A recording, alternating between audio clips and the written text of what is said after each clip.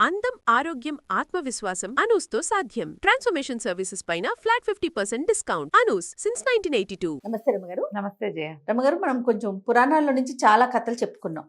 ఏదన్నా ఒక మంచి పురాణంలో నుంచి, కానీ రెగ్యులర్గా చందమామ కథలు, విక్రమ బేతాళ వీటి మీద ఏ కథకు ఆ కథే నోవెల్స్ ఇవి. పురాణం అనగానే అదొక లాంటి భావన అనమాట. ఇదివరకు జరిగిందన్న నమ్మకం కదా జయ. అవును, అవును. ప్రధానమైనది కథ కాదు, నమ్మకంతో ముందుకెళ్తుంది కదా. బాగుంటాయి మరి పురాణ గాథలు బోల్డ్ అని. సీమంతిని కథ చెప్తా. ఓకే. దీనికి పూర్వాపరాలు బోల్డ్ కథలు ఉన్నాయి. ఒట్టి సీమంతిని కథే చెప్పుకుందాం మనం. దేంట్లో నుంచి అండి? అట్లా ఏదన్నా ఉండిందా? శివపురాణము అలాంటి సోమవార వ్రత మహత్యం కథ ఇది. సోమవార వ్రతం. Okay okay. శివపురాణం అయ్యి ఉంటుంది. పూర్వం అంటే చిత్రకేతు అని ఒక రాజుగారు ఉండేవారు. ఈయనకి వరుసగా 8 మంది కుమారులు ఉన్నారు. ప్రతిసారి ఈసారి కుమార్తె పుడుతుంది అనుకునేవాళ్ళు. ఇది అమ్మాయి పుడితే సరదాగా ఉంటుందని. అదే, ఆడపిల్లని పెంచే ముచ్చట వేరు కదమ్మా ఎప్పుడు కూడా. అమ్మాయి అంటే ఎన్నో సరదాలు, ఎంతో సంతోషం. మగపిల్లలకి ఏముంది? అంతే అంతే. మగపిల్లాడి పెంపకం ఆడపిల్లలే ఉన్న వాళ్ళకి ఒక మగపిల్లాడు ఉంటే వాడి పెంపకం వేరే అనిపిస్తుంది.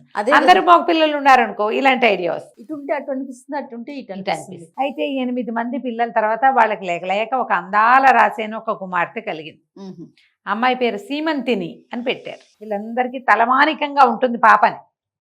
అయితే పాప ఈ జాతకం చూపించినప్పుడు ఈ పిల్లకి వైధవ్య యోగం ఉందని కనపడింది అందులో. రాజుగారు బెంగటిల్లిపోయారు రాజు రాణి. లేక ఒక పిల్ల పుడితే అది విధవరాలు అయిపోతే వైధవ్యం వస్తేట అని బాధపడ్డారు. దాచారు ఆ మాట. కానీ కొంతకాలం తర్వాత ఆ నోవులు ఈ వ్రతాలు చేయించేటప్పుడు పిల్లకి తెలిసిపోయింది విషయం. తనకు తెలిసిపోయి ఆ అమ్మాయి ఏం చేసిందంటే పరమేశ్వర ఆరాధన చేసేది, సోమవార వ్రతం చేసేది. సోమవారం నాడు ఏమీ ముట్టుకునేది కదా అమ్మాయి. ప్రదోష కాలంలో పరమేశ్వర అర్చన చేసి, శివాభిషేకం చేసి, బోల్డన్ని దానాలు చేసి అప్పుడు అన్నం తినేది. ఎంతకాలమో చేసింది. అయితే ఈ అమ్మాయికి వైధవ్య యోగం ఉందన్నమాట చెప్పకుండానే ఉంచారు. బయటికి తెలియదు, పిల్లకి తెలుసు, ప్రపంచానికి తెలియకుండా ఉంచారు.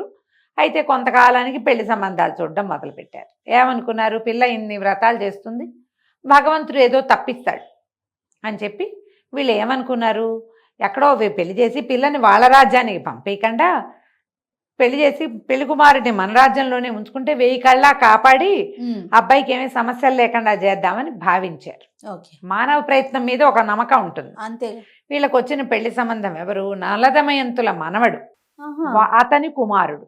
దమయంతుల అంటే మునిమనవడు అనమాట. నలుడు దమయంతి వాళ్ళ మునిమనవడు నిషధరాజు, నైషధ రాజ్యానికి చెందినవాడు. వాళ్ళ అబ్బాయి అయినటువంటి చంద్రభానుడు అనే పిల్లవాడిని సెలెక్ట్ చేసుకున్నారు. సెలక్షన్ అయ్యింది. అయ్యాక వివాహం చేస్తామని అడిగారు. వాళ్ళు కూడా అబ్బాయిని పంపారు.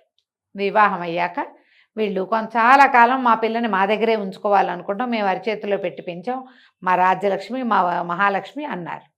వాళ్ళు కూడా ఏముందిలే, ఇంకా అతను యువరాజుగా ఉన్నాడు, రాజు కాల తండ్రి ఉన్నాడు. అందుకని ఏం చేశారు? ఈ చంద్రాంగదుడిని ఇక్కడికి పంపించారు. రాజుగారి అబ్బాయిని పంపిస్తే వీళ్ళు 1000 కళ్ళ కాపాడుతూ పిల్లని చక్కగా చూసుకునేవారు. కొన్నాళ్ళ తర్వాత ఏమైంది? ఒకనాడు వీళ్ళకి పక్కనే అదేదో నది ఉంది. ఈ నదిలో దీనికి వెళ్దామనుకున్నారు, నౌకాయానానికి అన్నీ చక్కగా ఏర్పాటు చేసుకున్నారు. నౌకాయానం చంద్రాంగదుడు పడవెక్కాడు, వెళ్తున్నాడు. ఊరికి సరదాగా తిరిగి రావడానికి వెళ్తాంగా మనం అలాగే. అవునవును. అయితే ఈ వెళ్తూ ఉంటే ఏమైంది? మధ్యలో పెద్ద తుఫాన్ వచ్చి నౌకా భంగం అయిపోయి ఈ పిల్లవాడు నీళ్లలో పడిపోయాడు. ఈ చంద్రాంగదుడు రాజకుమారుడు ఎంత వెతికినా దొరకల. రాజు రాణి లబో దిబోమని ఏడ్చారు. అయ్యో ఇలా అయిపోయిందని. అమ్మాయి ఏమో ఇంకా వైధవ్యం వచ్చేసింది, ఇంకేముంది? ఆ అమ్మాయి సౌభాగ్య చిహ్నాలన్నీ తీసేసి కేవలం శివారాధన చేసుకుని, భగవంతుడు ఇచ్చింది ఏం చేయలేం అని శివారాధన చేసుకుంటూ ఉండేది. ఈ చంద్రాంగదుడు నీళ్లలో పడ్డవాడు గంగానదిలో ఒక ప్రత్యేక ప్రాంతంలో మునిగిపోయి కింద ఉన్న నాగలోకం చేరాడు. కొంతమంది నాగకన్యకలు ఈ సౌందర్యవంతుడైన కుర్రాన్ని చూసి తీసుకుపోయారు నాగలోకానికి. ఆ నాగలోకంలో వాళ్ళు చాలా సంతోషంగా ఉంచారు. అక్కడికి వెళ్ళేసరికి బోళ్ళని వింతలు, విడ్డూరాలు ఎన్నో. చాలా రోజులు అతను ఇక్కడ ఉన్నాడు, నాగలోకంలో ఉన్నాడు. ఆ నాగరాజు ఈ చిత్రకేతు ఉన్నాడు కదా, ఈ అమ్మాయి తండ్రి, ఆయన యొక్క స్నేహితుడు. స్నేహితుడి అల్లుడొచ్చాడని ఎంతో సంతోషంగా చూసుకున్నారు. ఈ అబ్బాయికి తను ఇక్కడికి ఇట వచ్చి వెళ్ళిపోతే ఈ నీళ్లలో ఉంటే తన భార్యకి వైధవ్యం వస్తుంది లాంటి భావాలు కలగల పిల్లాడికి తెలియలా. వీళ్ళేమో అబ్బాయి చనిపోయాడు అయిపోయిందని ఈ పిల్లని ఈ పని చేశారు. ఆ పిల్ల వాళ్ళేం చేయాలి, అమ్మాయే చేసేసుకుంది. ఎంతకాలమో ఉన్నాడు. ఈ ఆనందాలు సంతోషాలు అన్నీ అయ్యాక ఒకనాడు నేను వచ్చి చాలా కాలమైంది, మరి నన్ను పంపించేసేయండి అంటే, సరే ఏం చేశారు, ఇంకా కొన్నాళ్ళు ఉండు, ఇన్నాళ్ళు ఇంతకాలానికి వచ్చావు, మేము మా స్నేహితుడు అల్లుడివి అని అడిగారు. ఏదో ఇంకొక 4 రోజులు అయిన తర్వాత తక్షకుడి సహాయంతో 2 నాగకన్యలతోటి ఈ చంద్రాంగదుడు పైకి వచ్చేసాడు. ఊళ్ళోకి అడుగుపెట్టాడు. అడుగుపెట్టేసరికల్లా అబ్బో రాజు రాణి సంతోషించారు. ఊరంతా వేడుకలు చేశారు. పెళ్ళికైతే ఎక్కువ వేడుక ఇప్పుడు చేశారు. ఆ అమ్మాయి భర్త వచ్చాడు అనేసరికి సంతోషించింది. మొదట ఎంతకాలం అయిపోయిందంటే వాళ్ళిద్దరూ ఒకళ్ళనొకళ్ళు గుర్తుపట్టలేనంత కాలం బట్టి అయ్యింది. అమ్మాయి భర్త పోయాడు అనుకో, చాన్నాళ్ళు గడిచిపోయింది. ఆ నాగలోకాల్లోనూ స్వర్గలోకాల్లోనూ సమయం ఎంతైందో తెలీదు. మన రోజు కంటే వాళ్ళ రోజులు పెద్దవి. సరే మెల్లిగా ఒకళ్ళనొకళ్ళు గుర్తుపట్టారు. అయ్యో నా భార్య ఇలా ఈ పని చేసిందని అతను బాధపడ్డాడు. సరే మళ్ళీ భార్య భర్త కలిసి సంతోషంగా ఉన్నారు. ఉన్నాక ఏమైంది, నిషధ రాజ్యానికి మా రాజ్యానికి మేము వెళ్ళిపోతామని అన్నాడు. అమ్మాయి గండం తప్పిపోయింది అల్లుడిది. ఆ పిల్లకి విధవా యోగం ఉంది, వైధవ్య యోగం ఉంది. అప్పుడు ఈ కార్తాంతికులు వాళ్ళు వీళ్ళు లెక్కగట్టి అమ్మాయి సోమవార వ్రతం చేస్తోంది కాబట్టి తాత్కాలికంగా ఈ వైధవ్య యోగం పట్టించింది విధి. అతను జీవించున్న ఈ అమ్మాయి సువాసినిగా లేదు, భర్త లేడు, సువాసిని చిహ్నాలు తీసేసింది, విరాగిగా జీవితం గడిపింది. దోషం పోయింది, ఇంకా అల్లుడికి ఏమీ ఢోకా లేదన్నారు. అనగానే కుర్రాడు ఏమన్నాడు, మేము మా రాజ్యానికి వెళ్ళిపోతాం, నిషధ రాజ్యానికి వెళ్ళిపోతామంటే సరే అని తీసుకుపోనిచ్చారు. ఈ సీమంతిని ఇతను ఇద్దరు కలిసి చంద్రాగదుడు భార్య భర్తలు ఇద్దరు నిషధ రాజ్యానికి వెళ్ళిపోయారు. ఆ అమ్మాయి ప్రతి సోమవారం నాడు విశేషంగా సోమవార వ్రతం చేసి సాయంకాలం అందరికీ దంపతులకి పూజ చేసి బాగా కానుకలు ఇచ్చేది, బంగారము అవి కానుకగా ఇచ్చేది. ఇప్పుడు నదిలో పడిపోయిన పిల్లవాడు మరణించాలి, కానీ ఈ అమ్మాయి చేసే సోమవార వ్రత మహత్యం వల్లే అతను జీవించి నాగలోకానికి వెళ్ళి వరాలు కూడా పొంది వెనక్కి వచ్చాడని ఆ నిషధ రాజ్యంలో వాళ్ళందరూ కూడా ఈ అమ్మాయి చేసేటువంటి ఈ పూజల్ని ఈ దానాల్ని సమర్థించారు. పైగా ఈ రాజకుమార్తె చిత్రకేతు మహారాజు కూతురు కదా, ఈ అమ్మాయి బోల్డ్ ఆస్తి తెచ్చుకుంది, దానాలు చేసేవాళ్ళు. సాయంకాలం అవ్వగానే భర్తతో కలిసి పూజ చేసి దంపతులను అర్చించి దానం ఇచ్చేది. ఆ కాలంలో ఏమైందట, విదర్భ రాజ్యానికి చెందిన ఒక బ్రాహ్మణులకి 2 కుటుంబాలకి 2 అబ్బాయిలు ఉండేవాళ్ళు. వీళ్ళ పేరు సుమేధుడు, సోమేశ్వరుడు. ఈ కుర్రాళ్ళిద్దరూ గురుకులాలకు వెళ్ళి చదువుకున్నారు విదర్భలో. అయితే ఎంత బాగానో చదువుకున్నారు, చదువు అయిపోయాక ఇంటికి వచ్చేసారు. గురువుగారు పంపించేశారు, చదువు అయిపోయింది వెళ్ళిపోండి. ఈ వచ్చిన వాళ్ళిద్దరూ తండ్రులను అడిగారు, మా చదువులు అయిపోయినాయి, పెద్దవాళ్ళం అయ్యాం, మాకు వివాహాలు చేసుకోవాలనుంది, వివాహం చేసుకుంటాం చెయ్యండి అని తండ్రులను అడిగారు. అడిగితే తండ్రులేమో పేదవాళ్ళు, మీ వివాహాలు మేము చేయలేము నాయనా, మా దగ్గర డబ్బులు లేవు, రాజుగారిని అడగండి, రాజు ఏమైనా కనుక మీకు డబ్బిస్తే అవి పెట్టి మీకు వివాహాలు చేస్తామన్నారు. ఈ కుసుమేధుడు ఈ సోమేశ్వరుడు ఇద్దరు కలిసి విదర్భ రాజును చూడబోయారు. రాజుగారి దగ్గరికి వెళ్ళేసరికి రాజును అడిగారు, మేమిద్దరం వివాహాలు చేసుకోవాలనుకుంటున్నాం, మీరు ఏదైనా దానం చేస్తే వివాహం చేసుకుంటాము అని. రాజు నవ్వుతూ ఏమన్నాడు, మేమేం దానం చేస్తాము, నిషధ రాజ్యానికి వెళ్ళి సీమంతిని దానం చేస్తుంది, అక్కడికి వెళ్ళి తెచ్చుకోండి, బాగా భూరి దక్షిణలు ఇస్తుంది, పెళ్లి చేసుకోవచ్చు అన్నాడు. అనేసరికల్లా కుర్రాళ్ళు అన్నారు, కాదండి మేము విన్నాము, ఆవిడ దంపతులకే కదా దానం చేస్తుంటే, ఏముందో ఈ సోమేశ్వరుడు ఇంత నాజుగ్గా చక్కగా తెల్లగా అందంగా ఉన్నాడు, వీడికి ఆడవేషం వేయి, నువ్వు ఎలాగో అబ్బాయివే కదా, వీడు ఆడవేషం వేసుకుని భార్యాభర్తలుగా వెళ్ళి అక్కడికి వెళ్ళండి, చక్కగా దానం చేసుకుని తెచ్చుకుని చేరుకో పెళ్లి చేసుకోవచ్చు. రాజు నవ్వుతాలికి అన్నాడమ్మా, లేకపోతే మగవాడికి ఆడవేషం వేసి దానాలు తీసుకోండి అని చెప్పచ్చునా, తప్పు కదూ. ఆయన వేళాకోళంగా కుర్రాళ్ళు వివాహం కోసమని దానం అడగటానికి వచ్చారని వేళాకోళం చేశారు. ఈ కుర్రాళ్ళు ఇద్దరు ఇంటికి వెళ్ళి ఆవిడన్ని దానాలు చేస్తున్నప్పుడు మనం ఎందుకు చేయకూడదు అని ఆలోచించి సోమేశ్వరుడు అమ్మాయి వేషం వేసుకుని సుమేధుడు కుర్రాడుగానే బ్రాహ్మణ దంపతులుగా వెళ్ళారు నిషధ రాజ్యానికి. వెళ్ళిన తర్వాత ఎక్కడో దిగారు పూటకోళ్ళ ఇంట్లో.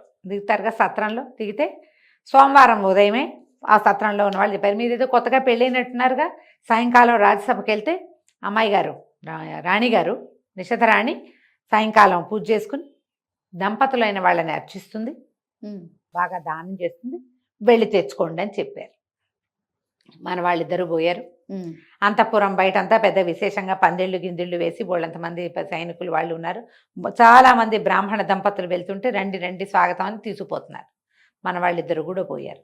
చక్కగా తెల్లగా నాజుగ్గా ఉన్న సోమేశ్వరుడు ఆడవేషంలో మరీ ముచ్చటగా ఉన్నాడు. లోపలికి వెళ్ళిన తర్వాత సరే వీళ్ళకి అర్చన జరిగింది. భార్యాభర్త కలిసి కాళ్ళు గడిగి బొట్లు కాటికలు అన్నీ పెట్టి కుశలం కనుక్కొని భోజనం పెట్టి బోల్డ్ అంతా బంగారము డబ్బు ధనము దానం చేశారు. అన్నీ పుచ్చుకొని ఇంటికి వచ్చారు. ఓకే, ఇంకేముంది ఇంటికి వెళ్ళిపోదామని ఆడవేషం తీద్దామనుకున్నాడు మనవాడు సోమేశ్వరుడు. అక్కడ ఏం చెప్పారు, సోమావతి అని చెప్పారు పేరు. సుమేధుడు సోమావతి. సోమావతి తాలూకు స్త్రీ వేషం ఊడి రాల. వీడు ఆడవేషంలో ఉండటానికి పెట్టుకున్నవన్నీ జుట్టు ఆ స్త్రీ సవేషానికి సరిపడా పెట్టిన సామగ్రి అంతా సహజంగా స్త్రీలకు ఉండేలాగా అయిపోయింది. బాగుంది. వాడు మామూలు అవల, మగవాడు అవలేదు. ఇంకా అయ్యో, మగవాడికి ఉండవలసినవన్నీ పోయినాయి, ఆడవాళ్ళకు ఉండవలసినవన్నీ వచ్చేసాయి. లబో దిబో ఏం చేసినా వీడు మామూలుగా అవ్వలేదు. వాడికి తెలుస్తోంది నేను స్త్రీగా మారిపోయాను అని. అక్కడి నుంచి ఈ పక్కనుండ సుమేధుని చూస్తే సిగ్గేస్తోంది కూడాను. ఆ లక్షణాలు కూడా వచ్చేసాయి. ఏం చేయాలో తెలియలే. ఇద్దరు ఈ ధనం సామాగ్రి అంతా పుచ్చుకుని పరిగెత్తుకుంటూ ఇంటికి వెళ్ళారు. తల్లిదండ్రి ఆశ్చర్యపోయారు. పిల్లాడు తమ కొడుకు ఆడదానిగా మారిపోతే ఏ తల్లిదండ్రులకి ఇష్టం ఉంటుంది? అక్కడి నుంచి నానా గందరగోళము అయ్యింది. విదర్భరాజు దగ్గరికి వెళ్ళారు. రాజుగారు ఆశ్చర్యపడిన, నవ్వుతాలు కన్నాను, చేశారుట్రా మీరు అన్నాడు. చేశారు. చేశాక ఇప్పుడు ఏం చేయాలి? అక్కడి నుంచి కార్తాంతకుల్ని వాళ్ళని వీళ్ళని పిలిచి అంతా జయించి ఎవరో మహర్షి గారు వస్తే నారద మహాముని వచ్చేటప్పుడు ఆయన్ని అడిగారు, ఇలా జరిగింది, ఇప్పుడు దీనికి పరిహారం చెప్పమంటే, సీమంతుని చేత స్త్రీగా దానం తీసుకున్నందుకు వీడికి స్త్రీ లక్షణం వచ్చింది. ఆమె చేసిన సోమవార వ్రత ఫలితం ఇది. భగవంతుడు కూడా దీన్ని మార్చడు. సోమావతిగా కంటిన్యూ చేసి ఈ సుమేధుడికి ఇచ్చి పెళ్లి చేసుకోండి, అంతే. అంతే తప్ప రెండో మార్గం లేదు దీనికి. కానీ ఆ సోమవారం నాడు ఆ అమ్మాయి చేతి నుంచి తీసుకోవటం వల్ల, దానం తీసుకోవటం వల్ల వీళ్ళు విశేషంగా జీవిస్తారు. మీ అమ్మాయికి వచ్చిన ఇబ్బంది ఏమీ లేదు, హాయిగా ఉంటుందన్నాక ఇంకేం చేస్తారు, విదర్భరాజు తనే పూనుకుని ఈ సుమేధుడికి సోమావతికి వివాహం చేశారు. తర్వాత సోమవార వ్రతాన్ని గురించి ప్రచారం చేశారు. అంత ఫలితాన్ని ఇస్తుంది. ఆమె దంపతులుగా భావించింది కాబట్టి వాళ్ళు దంపతులు అయిపోయారు. అదే ఇది సోమవార వ్రత మహత్యపు కథల్లో ఇది చెప్తారు, సీమంతిని కథ. ఓకే, బాగుంది కదా? చాలా బాగుంది రమ్మగారు. ఇప్పుడు మనం సప్త శనివారాల వ్రత కథ చెప్పుకున్నాం కదా, అట్లాగే సోమవార వ్రతానికి ఒక ప్రత్యేకమైన నియమాలు ఉంటాయా? సోమవారానికే ఇప్పుడు ఈ పుస్తకాల్లో పురాణాల్లో చెప్పబడిన విధానాలు కొన్ని కనపడతాయి జయ. మనం సోమవారం వ్రతం చేయాలనుకుంటే ఒకవేళ శివవ్రతం అంతేనా, పరమేశ్వరుడి పూజ, పొద్దున ఉదయకాలము అభిషేకం చేసుకోవటం, శివారాధన చేసుకుంటాం, సాయంకాలం ప్రదోష వేళల్లో మళ్ళీ శివారాధన చేసుకుంటాం, పగలు ఉపవసించి రాత్రి భోజనం చేస్తారు సోమవారాలకి. అలాగే సప్త శనివారాలుగానే సప్త సోమవారాలు చేసుకోవచ్చు. జన్మ సోమవారాలు ఉండేవాళ్ళు ఉంటారు. 40 సోమవారాలు చేస్తే విశేషమైన ఫలితం లభిస్తుంది అంటారు. పగలేం తినం, ఏదో పండు ఫలం అంతే, రాత్రికి భోజనం చేస్తాం. దీనికి ఏంటంటే ఈ ఉపవాసము దానికంటే కూడా ప్రధానమైనది అభిషేకం. శివుడికి శివాలయంలో కానీ లేదా ఇంట్లో కానీ విశేషంగా ఈ ప్రదోషకాల అర్చన చాలా గొప్పది, అద్భుతమైంది. సాయంకాలం పూట చేస్తారు కదా, అది మంచిది. ఓకే, చేసుకోవచ్చు. తప్పకుండా. నమస్తే. నమస్తే.